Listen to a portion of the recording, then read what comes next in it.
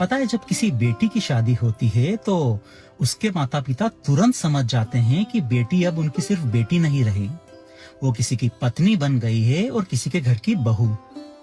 वहीं जब बेटे की शादी होती है तो उसके माता पिता को ये समझने में कई बार सालों लग जाते हैं कि उनका बेटा अब सिर्फ उनका बेटा नहीं, किसी का पति भी है।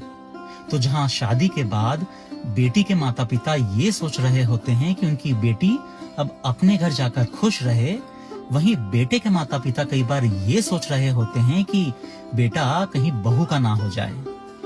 और फिर इसी तरह समय बीतता चला जाता है और या तो बहू हालातों में ढल जाती है या फिर बदल जाती है।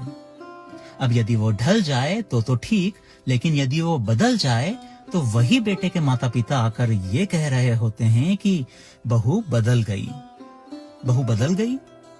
जी हाँ, बहू बदल गई, क्योंकि जब शायद आपको बदलना था तो आप नहीं बदले।